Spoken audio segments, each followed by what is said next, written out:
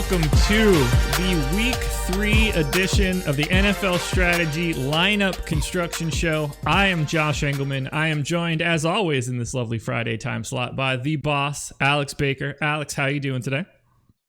Doing good, man. Week 2, I think the general consensus was it was a pretty rough week for everybody. Like, nobody on the sites won money. So, yeah. Looking forward to Week 3 where we get another chance. Yeah, I felt like we were at a point where we just needed Schefter to tweet out who didn't tear an ACL. It was just a nonstop barrage of, okay, this guy's out, this guy's out, this guy's out, to the point. And the worst part of it all, I largely avoided all of those issues. I was still bad. Yeah, it's actually almost better when your guy gets ruled out mid-game, because then it feels like you got unlucky and you didn't just pick bad players. Yeah, I would definitely rather have my guy get hurt than just be bad, because I'll blame it on the injury, but I can't blame it. What am I going to do on the other way? Just blame it on myself for picking him? Like, I had a ton of Julio Jones last week. He didn't get hurt. He just, what seemed like, didn't play. Calvin really went crazy. It's just a bummer. It's just a bummer. I actually have your ownership pulled up from this past week. A lot of T.Y. Hilton. I'm sure you were not happy about that. A lot of Paris Campbell. He went down with the injury. Zeke was solid, but just a really... Outside of Paris Campbell, it's looking like you largely avoided any of the major injuries. Well, it didn't help me much, but yeah, my strategy last week, everyone was kind of on Jonathan Taylor. Yeah. I thought Phillip Rivers being on the Colts would give guys like Hilton a little bit more upside than last year. But last week, I didn't realize that T.Y. Hilton's grandma hadn't messaged him yet. So now that she has, I'm back on the Hilton train. Yeah, heck of a narrative to pop up. I think that was yesterday, but days or whatever, everything blends together. I think I saw it yesterday.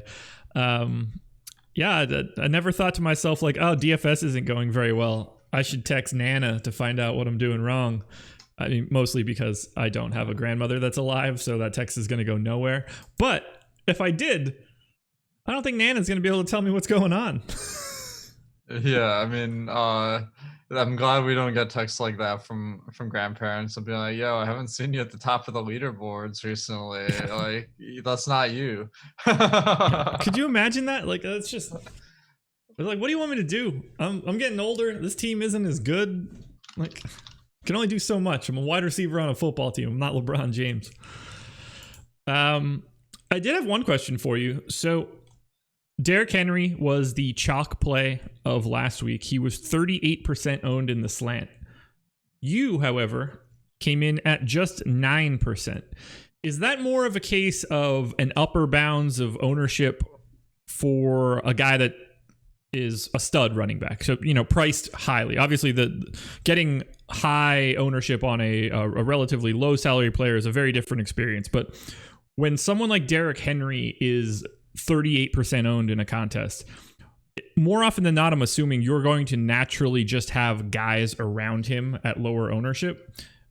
Is that sort of just an upper bounds thing for Derrick Henry? Like, how often can a normally priced running back in a relatively normal situation really be the guy you want in 38% of lineups? Yeah, I mean, I thought Henry was a great play last week. So, I mean, that's not why I didn't have him a ton. Like, it's more just that you only get to pick 2 or 3 running backs in each lineup. Yeah. There were like so many good ones. Unfortunately, the ones I picked, Ronald Jones, who fumbled and got benched, almost as good as an injury, I guess. And then Kenyon Drake, those were my 2 big stands at running back, trying to get a little bit away from the highest owned guys, although they're pretty high owned too. Like you basically doubled up on Zeke, took half of the ownership of Derrick Henry just because Derrick Henry is significantly more owned than Zeke. It just, I would say that their expected output for last week's games relatively similar.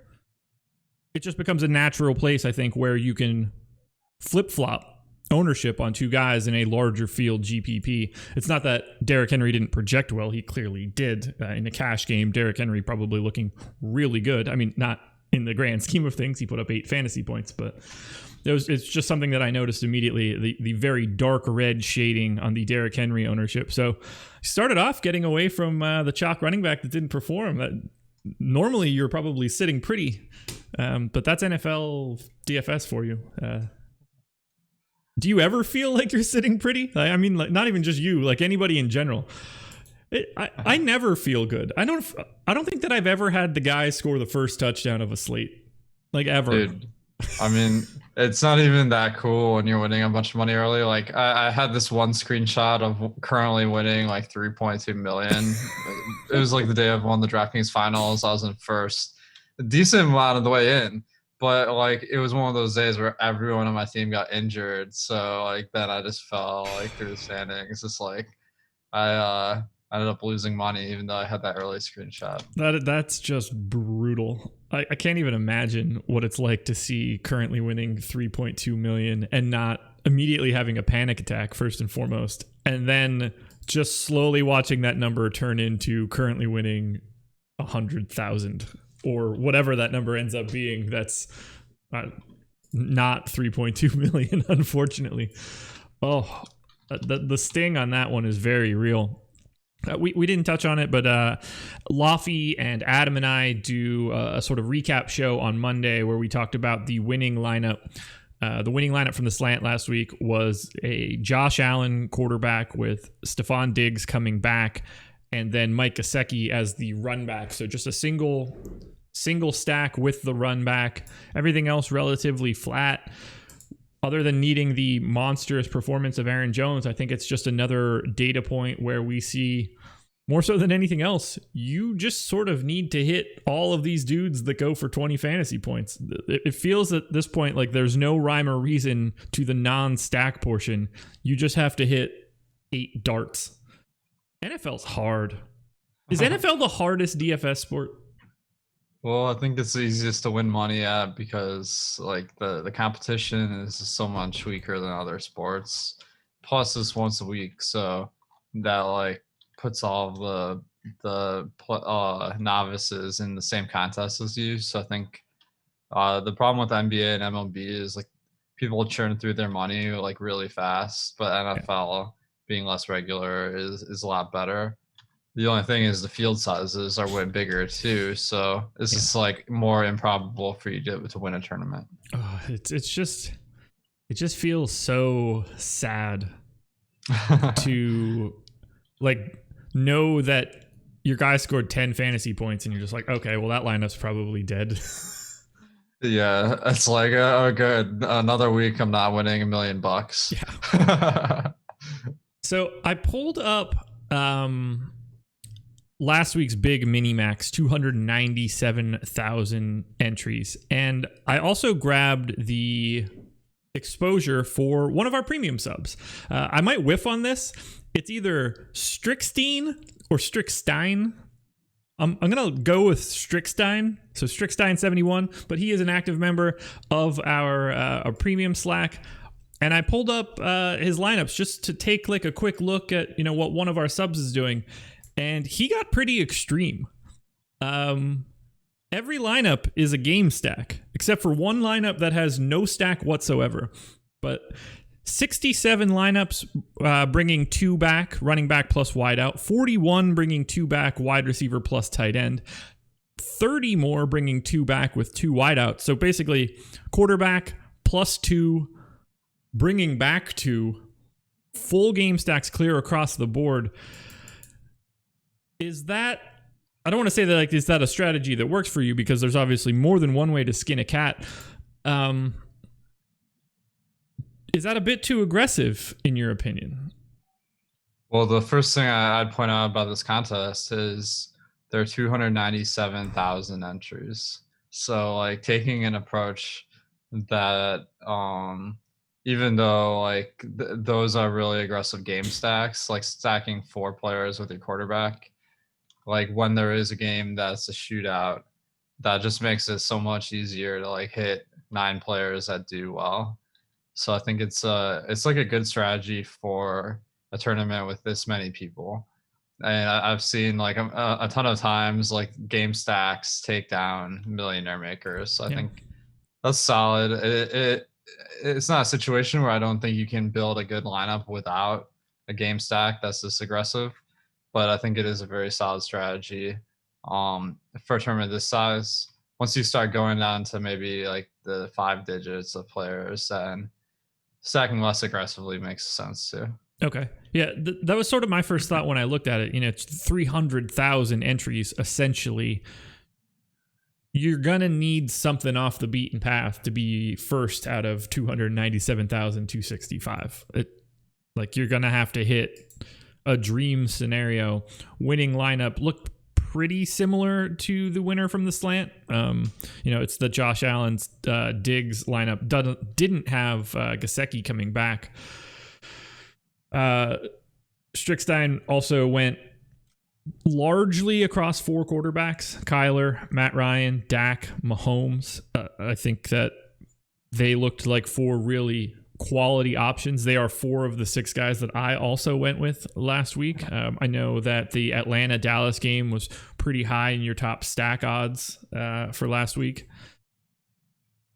If you were approaching a mini max like this, doing that sort of large scale stacking and large scale game stacking, would you be more likely to be casting a wide net across quarterbacks and games, or would you be looking to be a little bit more concentrated like he was in this case with, let's call it like 95% of his quarterback ownership going to those 4 guys?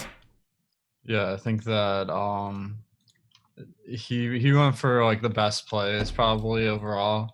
And like the thing about the game stack is if you're forcing game stacks of a bad game, that really hurts your projection, and that makes it harder to cash. So this strategy that Strickstein implemented is like balancing having a lot of upside with actually having a good chance to cash too. So I think it makes a lot of sense. But as you're saying, like having exposure to more games, like when you stack the game that's gonna have a lot of popularity, it does make it harder to win when that game goes off. But if you stack some crap game with a total of 40, and for some reason it just doesn't go at all like anyone anticipated, then you can win first prize a little bit easier. So I think that the ones you went with are solid, but stacking a few more games might give a little bit more diversification and upside. One example I'm pulling up here is this. This is one of the reasons I think a game stack works. Is I'm pulling up this game from 2015, Saints 52 versus Giants 49. Just like, I mean, like sometimes the games just go bananas. Yeah. In this game, Eli Manning threw 6 touchdowns, and Dwayne Harris and Odell Beckham each caught.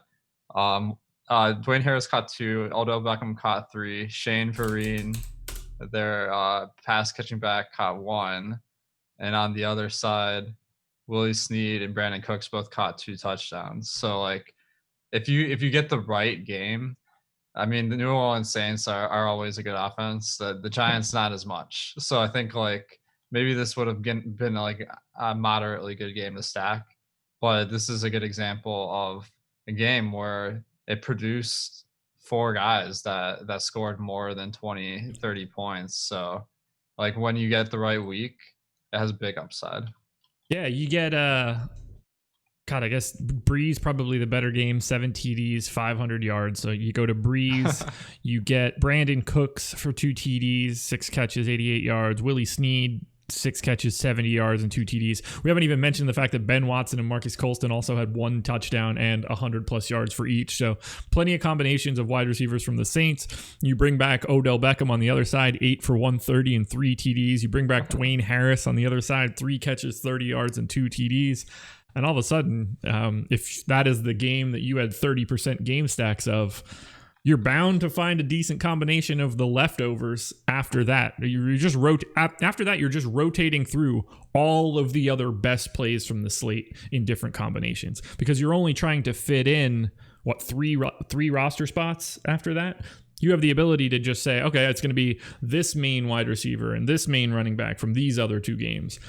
God, I wish we had lineup study for whenever this was in 2016. But honestly, in 2016, I bet the stacking was very minimal and very different roster construction. I actually had a random screenshot show up yesterday on my phone from some random Draft Street GPP that I was in. It was a different person's lineup because I was making a joke to a buddy of mine.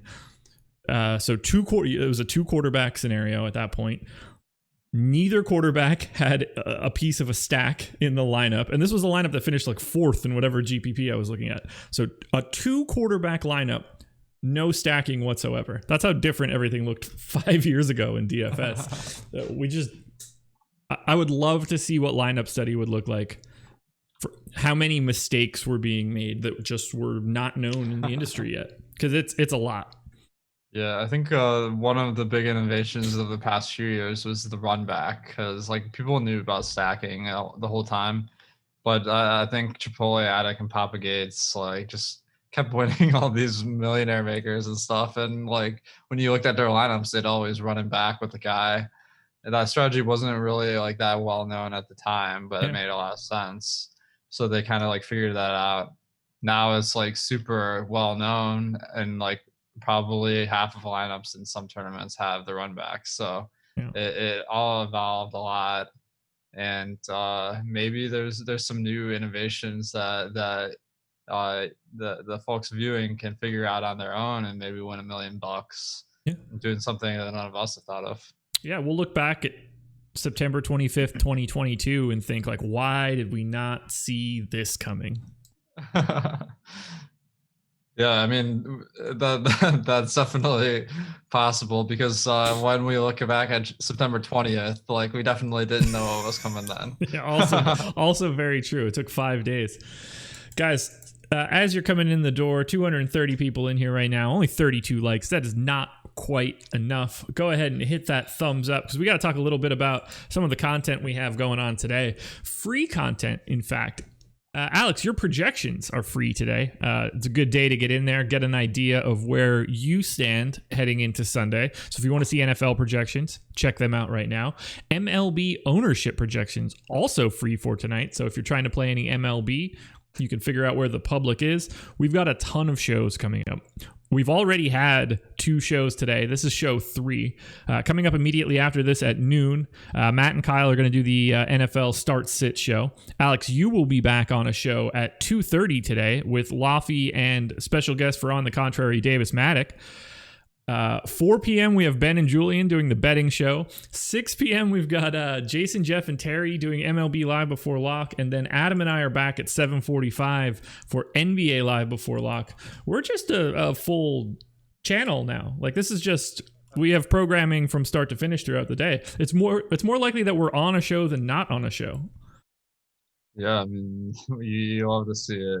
If anyone watching has a cable network, let me know.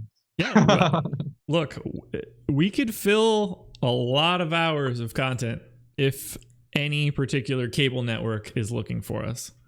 What would be our best fit? We're gonna go to like, do we want to be weird about it and get on like the Oprah network, or do we want to go to HBO so we could like say ridiculous stuff? Yeah, I mean, maybe, yeah, I think ESPN. Why not shoot big? That's fair. I don't want to show them how it's done, though. It would be such an upgrade if they were to pick us up. So ESPN, what's up? Come find us. All right, you want to talk some building some lineups for week 3? Yeah, let's do it, man. I'm excited. I think this is a good week. There's a lot of injuries, and I think maybe some recency bias where people have it all wrong. So I think there's a big edge this week. All right, so I'll cede the floor to you. Would you prefer to build a lineup for FanDuel or DraftKings? And Would you prefer to build a cash lineup or a GPP lineup? This would be a good time if YouTube, I hope you're listening, your algorithm probably hears what I'm saying. Take this advice to heart. We would like to be able to do more in a YouTube stream than, say, Twitch right now. We would run a poll on Twitch for which one of those things we should do. We get all this interaction. We can't do that on YouTube. So YouTube, step your game up. We want to hang out here for a while, but you make it difficult.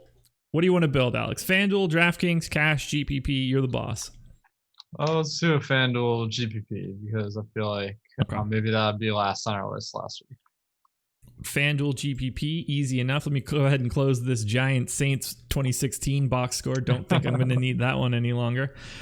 First thing I'm going to do is pull up top stacks because I think that is the place that most people should start. Would you say that would be a good landing spot if you're going to start your builds for a given week? Go check out the top stacks tool, try to get the lay of the land. Definitely, yeah. I mean, it helps you really understand where the ownership is going as far as stacks. And it's easiest to build a lineup first by plugging in the stack and then kind of figuring out who fits in that particular lineup.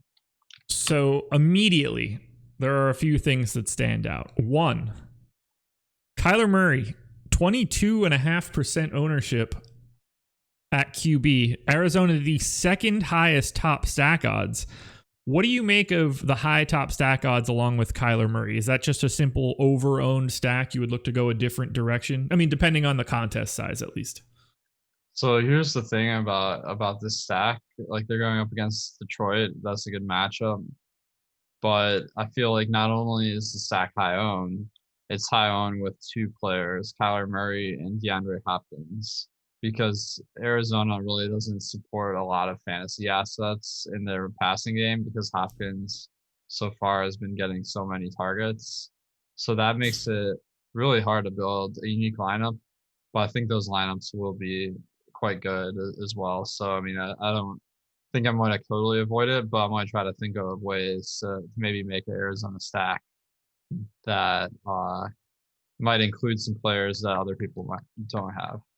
Okay, so given the extreme chalkiness, and I know some people think like you have to only fade chalk. There is no mechanism to do the opposite. Maybe building this Arizona lineup out right now would be a pretty good exercise. I was going to pitch going to your top stack, which is Dallas and Seattle, a little bit scarier of a spot with Seattle, but I think that we can gain a little bit more knowledge going to the Arizona stack. Would that be good with you?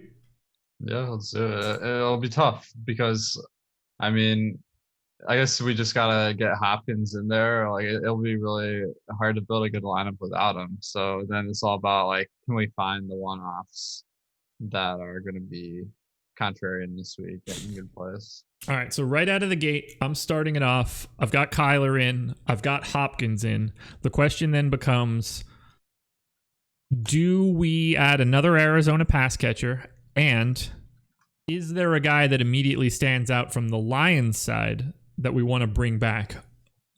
On the surface, it seems like that would be Kenny Golladay, 6,200, should be playing this week. He's already at 20% ownership. That doesn't seem to me like the direction we would want to go. It feels safer to go to someone like Marvin Jones or even like Hawkinson if you needed to. How do you want to handle this right now? Because I'm guessing Golladay would be too chalky for this bring back at this point. Yeah, I mean, that's the trouble with this game stack, and I think that's why this isn't one like that would be top of my list for building a lineup, but by hand, because it's like just really hard to do. What I'd probably do is use Fantasy Cruncher and build like a ton of them and try to figure out maybe the best ones. But yeah, I think you could.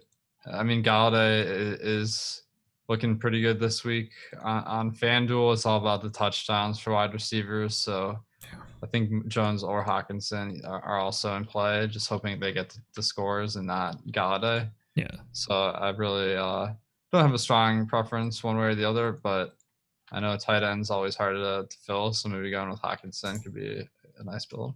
Done. Hawkinson in. Do you want to add Fitzgerald and Christian Kirk and make this more of a game stack? I assume you don't want to add Kenyon Drake. Yeah, Drake I only have for 20 yards receiving, so that probably isn't a huge correlation. So Yeah.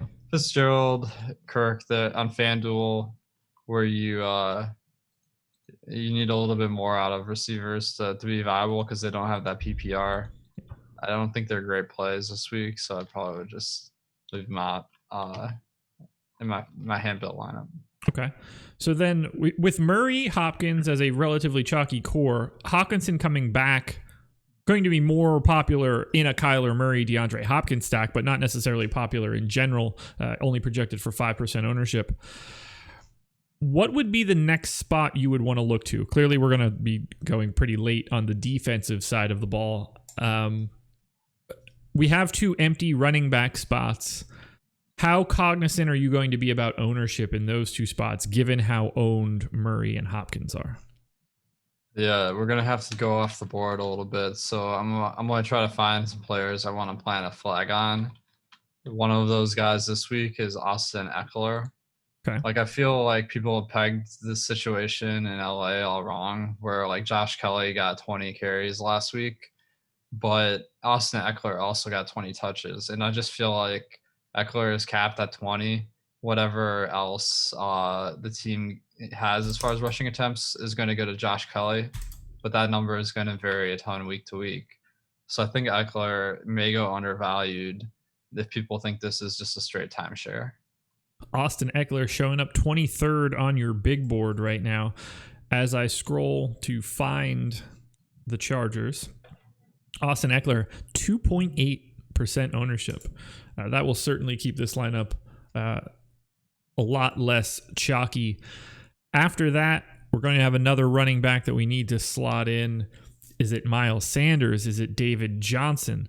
As of right now, we have $23,200 remaining for 4 position, a running back, 2 wideouts, and a flex, plus our defense. Do you have another running back that stands out at the top? I do want to point out Austin Eckler, 6,800. So we have somebody like, do we go all the way down to 4K? Jeff Wilson, super, super cheap. Do we go to David Johnson at 5,400? Do we go to Devon Singletary, the number 1 player on your big board at 4,900, but also I would assume going to pick up a lot of ownership this week? That's tough. Yeah, I mean, this week there's a lot of good value plays, especially on FanDuel. So I think our best bet may be to pick one of these value plays, and then we may get a third running back in the flex. Okay. So in that case, if we're looking for one value play, I see no reason to go any direction other than the number 1 player on your big board, Devon Singletary. Are we still doing FanDuel? Because we this are. is the DraftKings one. Am I on DraftKings? I am on DraftKings. Okay. Good eye, by the way. I didn't notice it. I truly didn't notice it. All right. Murray, Hopkins, Hawkinson, Austin Eckler. Okay, we're good now. Okay, cool. We're in. 30,200 remaining. Running back, 2 wideouts and a flex. Do we want to go to Singletary? We'll get back to that conversation. So on FanDuel, he's not as good a play as on DraftKings, but still a good play. And then let's see, Jeff Wilson. I feel like Jeff Wilson is kind of an interesting play this week because I feel like people are high on McKinnon, and I think that maybe going to Jeff Wilson instead could get leverage over those folks. Jeff Wilson, 5,200 on FanDuel this week, 5% owned. Wilson in, 2 wideouts and a flex remaining, and we could spend some pretty serious salary filling out this lineup. 6,250 on average, and that includes a defense. So if I sort down the big board for FanDuel, we already have Hopkins. Thielen and Michael Gallup round out the top 10 on the big board. But we can pretty much go any direction we want. We have a lot of salary left over. Seems to me $5,700 Michael Gallup would be the guy that we would want to look at, barring his ownership. Yeah, I mean, that's a good price, and that's kind of the game of the week. So having a player in that game, I think it makes sense. We need the wide receivers, so I think Gallup's a good choice. Yeah. Alrighty. With Gallup being 5,700, that actually gives us more money moving forward. So we still need a wideout and a flex plus a defense. $19,300 remaining. Give me a wideout. Who is the wideout that stands out to you? I don't think that salary is really an option for what we want to pick here. I think that we can get whatever you think is the best play. Yeah, I think this week maybe going for a bounce back player for this spot can make sense, because I feel like even though we got a couple contrarian plays, we do need to differentiate a little bit. So the guy I kind of have in mind is Julio. Mm-hmm. He's been doing really crummy so far compared to Calvin Ridley. So I'm just thinking people are gonna hesitate to click Julio, and we need a differentiation play in this game or in this lineup. So I think that makes sense. Julio in. We have 11-5 remaining for a flex and a defense. Now the time to just find a defense, slot it in, and work from there. Yeah, that works. Any defenses catching your eye this week? I know that's probably a place you've been really digging into since Sunday of last week. Well, so what I'm looking at here is quarterback changes. So we have 3 new quarterbacks this week, if you count Justin Herbert. We got Nick Mullins subbing in for Jimmy G, and we have Jeff Driscoll subbing in for Drew Lock. I looked at their stats. Nick Mullins has had a big problem with interceptions so far in his career. So I'm thinking maybe the Giants defense will be really underpriced this week because they're not that good. It's just really that the 49ers offense is so banged up that I feel like there's value there. So as of right now, we do have the 49ers running back in our lineup. Oh, man, my bad. So scratch that. Good call. I was about to make a new mistake. You saved me from the ledge here.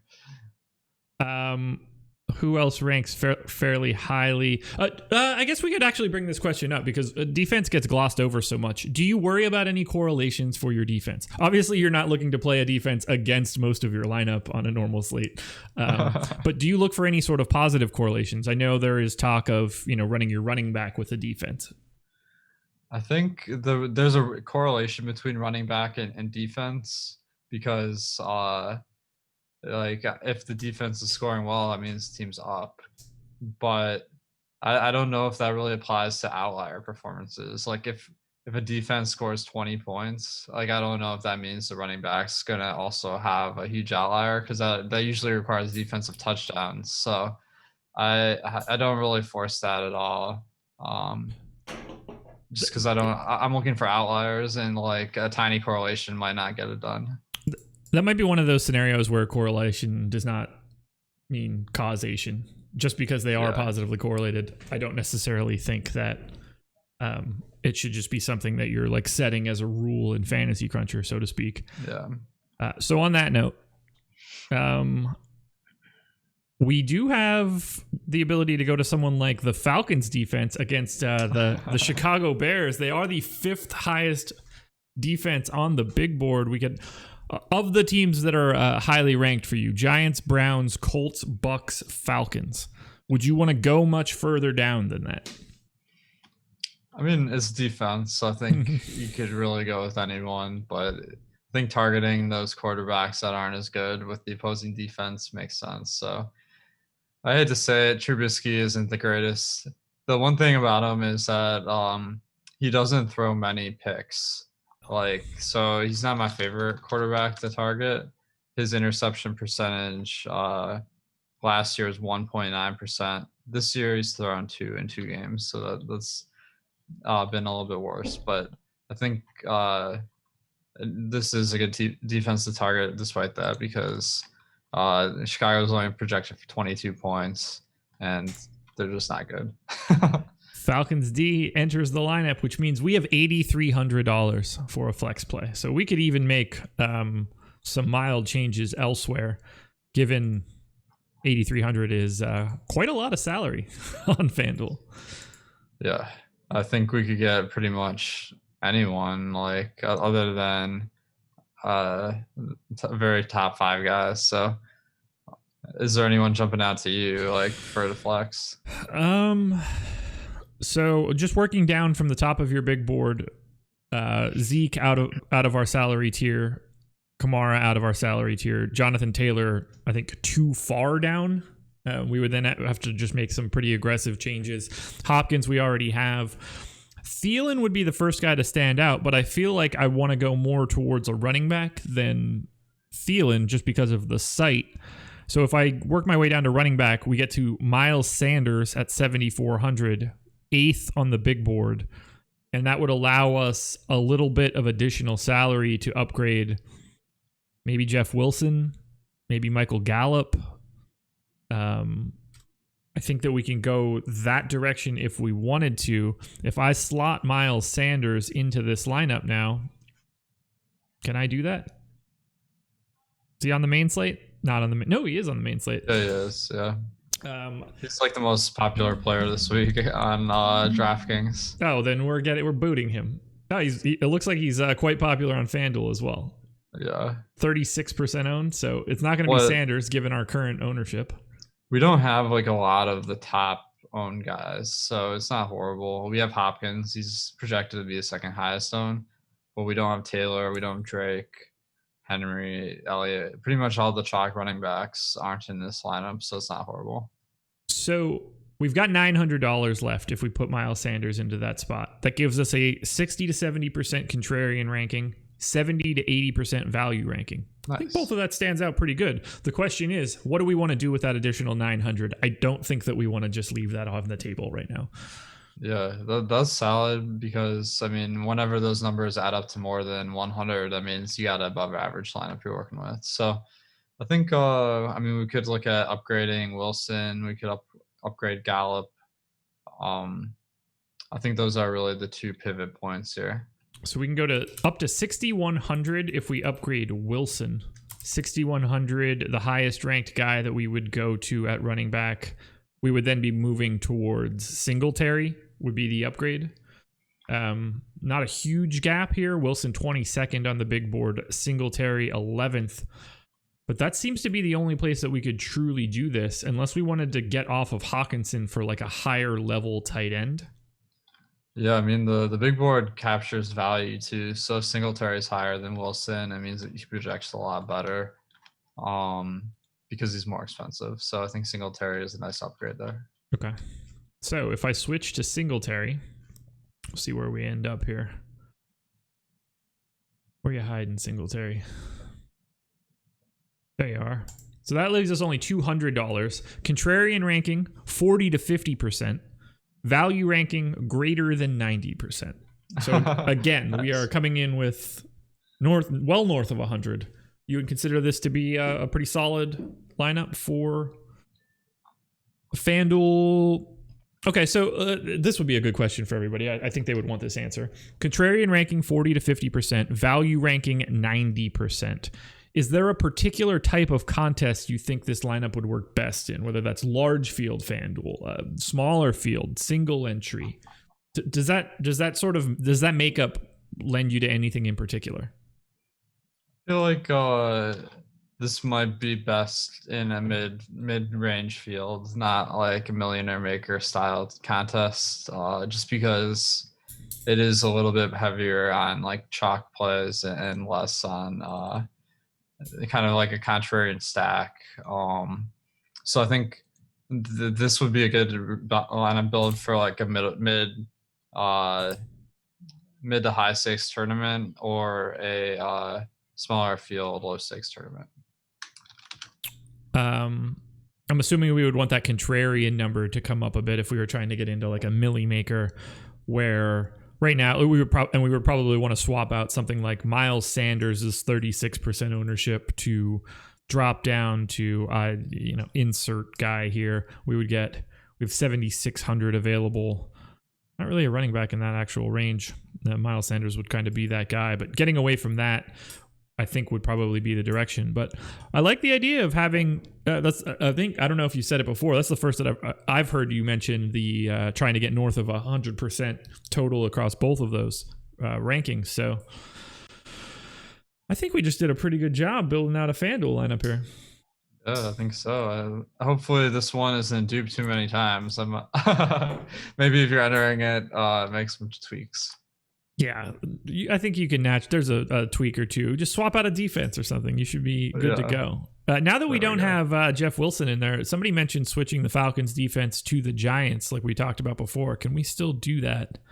Yeah. 36. Now, we would be over by $200 then. Oh, okay. So we wouldn't be able to make that switch. But there you go, guys. Good idea.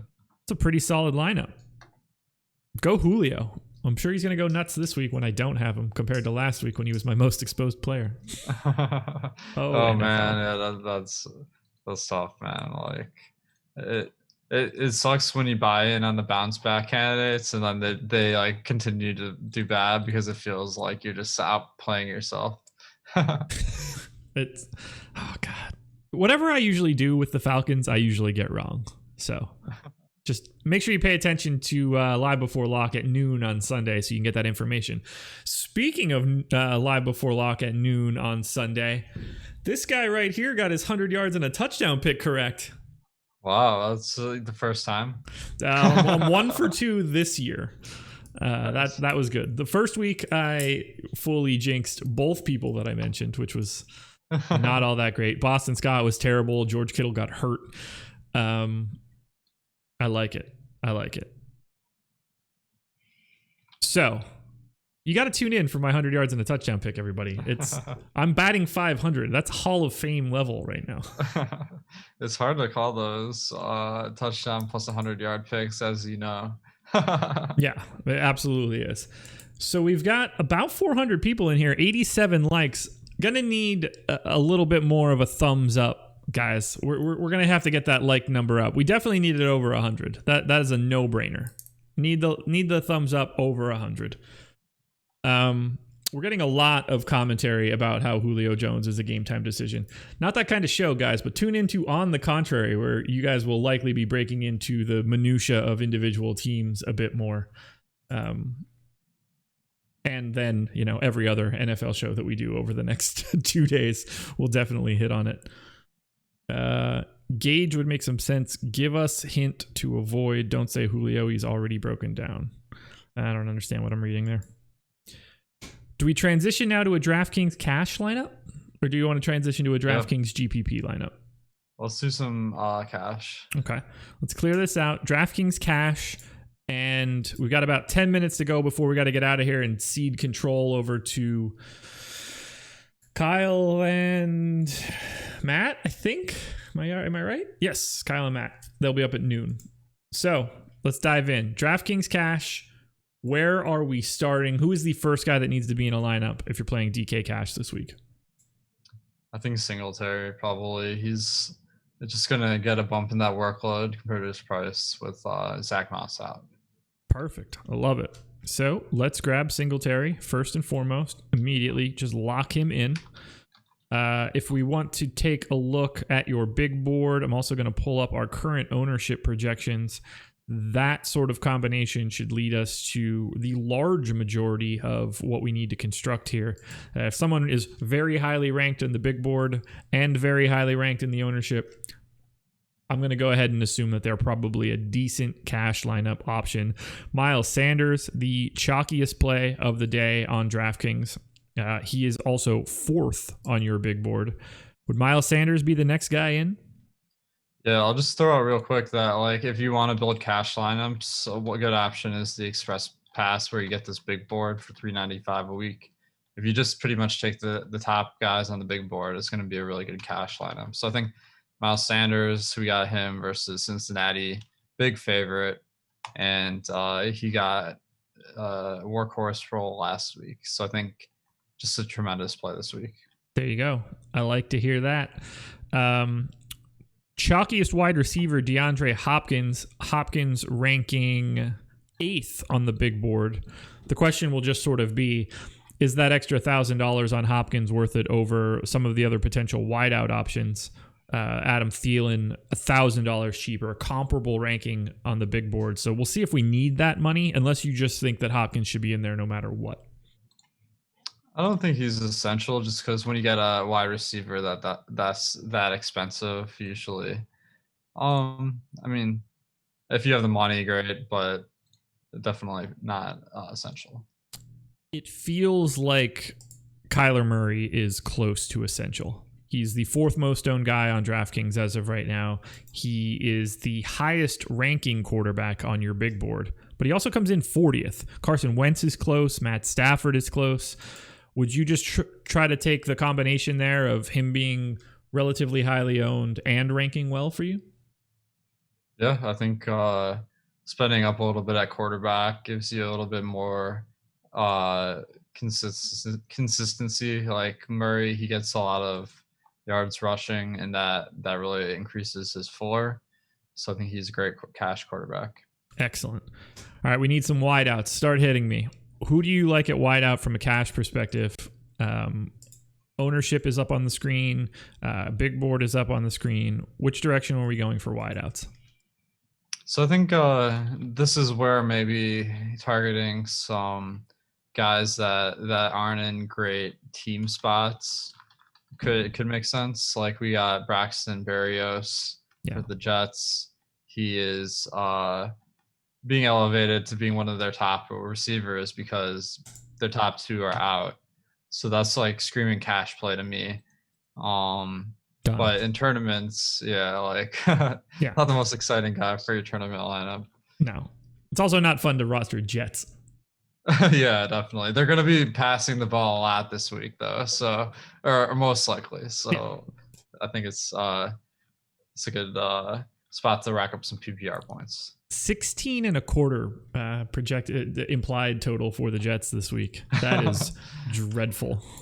Yeah, that's a spot where if these guys were chalk in the ownership, like you never play them in a tournament. Yeah, but in cash, solid. Michael Gallup, 13th on your big board, 5,500. I think that fits from a salary perspective. Gallup also, not unchalky, picking up a little bit of love. Gallup seems like a guy that makes this lineup construction work a little bit more. We're still going to need at least some sort of salary savings. So you good with Gallup? Yeah, I think Gallup's solid. I mean, he hasn't had any breakout performances this year, but he's gotten 5 targets in the first 2 games. A little bit lower than we like, but I think he's a good choice for cash. Wideout, tight end, flex, and defense. We have 4 spots remaining, $5,700 on average to fill out those spots. Who are we missing from a cash perspective? We could basically take one of every position if we really wanted to. Yeah. So maybe we just fill in our flex right now because I feel like Jonathan Taylor is the obvious play. He rushed like 55 times last week, it felt like. So in a spot versus the Jets, like you gotta, I like it. I do see his price has gone up a lot to 7K this week. So maybe a spot where the ownership's a little bit too high in GPPs.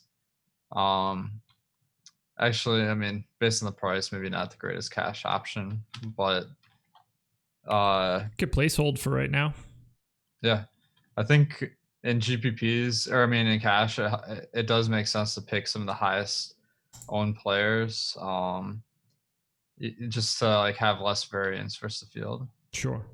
If we put Taylor in there at the flex, we still need a wideout and a tight end. I think it's probably in our best interest to go ahead and lock down tight end right now, because I think that player pool is sort of low. Waller, Ertz, Logan Thomas, the 3 guys projected north of 10% in ownership. From a big board perspective, Ertz coming in 2nd, George Kittle 5th on the big board, and then we drop all the way down to Chris Herndon at 17th. It seems to me like we're going to at least try to get to Ertz. And then if we need to take a step back towards one of the more bargain tight ends, that would be the direction to go. I'm assuming you're more than okay with Ertz being the 2nd guy on your big board. Yeah, you got to feel comfortable about getting Ertz in there instead of Herndon, I'll tell you that. Yeah.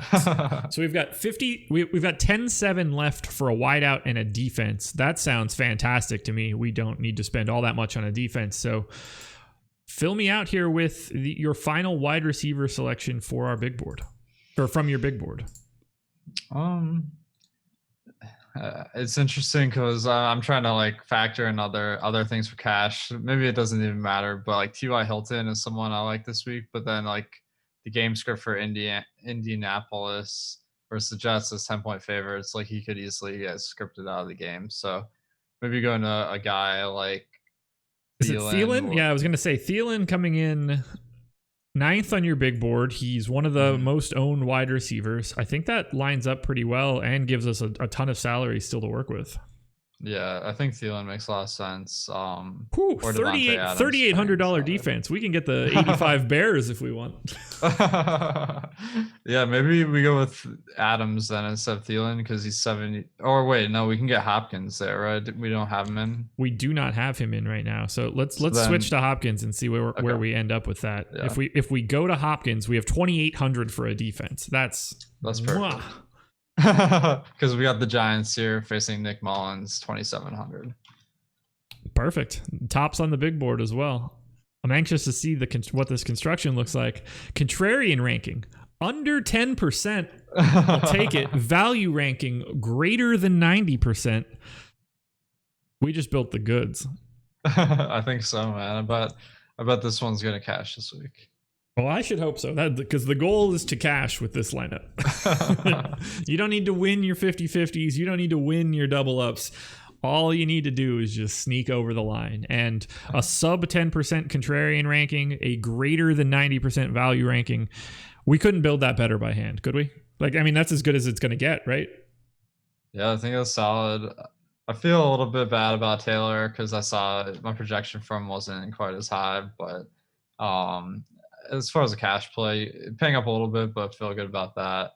And Berrios is the other pivot point I feel like I might make is that I mean he's just not a great player. So like in cash, don't feel confident about him, but the opportunity's there and that might be more important. So we could drop down off of Jonathan Taylor if you would like and free up some salary to upgrade the Berrios slot. Just looking at your big board, Jonathan Taylor is 20th on the big board at 7K. So we have 7,100 available. That can be David Johnson. That can be Jeff Wilson. That can be Kenyon Drake. There is an ability to create a little bit of additional salary for the Berrios spot if we want to. Nice. I like David Johnson here because Duke Johnson has been banged up, and he just has a guaranteed like workhorse role, and he's not expensive. So like not the greatest matchup in the world versus Pittsburgh, but the volume's there and he can catch passes for PPR. That gives us 5,300 to fill out our wide receiver spot. Nice. So if I filter down to 5,300 at the wideout spot on your big board, Berrios is the highest ranked guy on your big board. We kind of already know that. We're upgrading for a very different reason now. It looks like Brandon Cooks is the most expensive guy that we could fit in. He does rank 59th. That feels like we're off the mark a bit. Yeah, I feel like it just didn't work with our salary to get in DJ. So maybe we got to go to Zeke. Wait. No, then we don't have enough money left. So maybe we just stick with the original one. I think so too.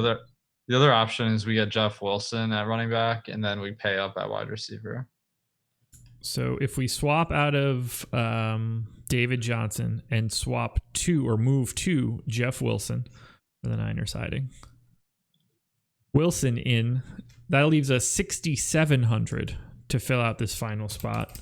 Nice. At 6,700, we can get Amari Cooper at 65, but we already have Gallup. For cash, that's good because like one of these guys is going to get targeted on the play. So there's not usually a big correlation between wide receivers on the same team, and that could work to our advantage in cash. $200 remaining if we go to Cooper Gallup. Contrarian ranking. Under 10%, value ranking greater than 90%. Even if we want to mix it up, we're hitting the goods. Yeah, I think we got a couple of good ones here that you can pick your favorite. Sorry, Jorge, but yes, I mean, no, we're not actually building our own personal cash lineups here, but what we're doing is showing the construction of a potential cash lineup and the data behind why it would be a good cash lineup. It's hard to disagree with that piece of it. But yeah, I mean, honestly, like I didn't even play any cash last weekend because it's like cash to me is all about like micromanagement because like the top cash games you can play are head-to-heads versus players that aren't that good, and you got to unregister if they don't get filled. You got to scour the head-to-head lobbies for guys. That just takes a lot of time that I don't have. So like cash is like almost 90% of it is not even the lineup you build, but who you play. I have been playing cash more as of late because I am not locked out to the low dollar people like you are. So I can feast a little bit, and it makes my job a little bit easier. If you were boxed out like if I were boxed out like you, I would not play cash because that would be an exercise in futility, I think. But now I'm scooping it all. I love it. Enjoy it while you can, man. Yeah, we're getting close. it makes me sad. All right, it's 11:58. We've got the Fantasy Football Start Sit Show coming up immediately after this. Alex, any final thoughts for Week 3? You've got On the Contrary coming up in 2.5 hours. Yeah, just thanks everyone for watching. I think Week 3 will be really interesting because there's some good injuries to kind of take advantage of, and then we got a lot of chalk that might be a little bit fishy, so we can maybe make some pivots and get a big edge this week. There we go, guys. Thank you so much for joining us. Once again, be sure to hit that like button for us. It helps us out a ton. Subscribe to the channel, hit the notification bell. You guys know all the good stuff. I repeat it ad nauseum every time I'm on a show, so check it out. Good luck this Sunday. I'll see you guys at Live Before Lock Sunday at noon with Greg Ehrenberg. We'll see you later, guys.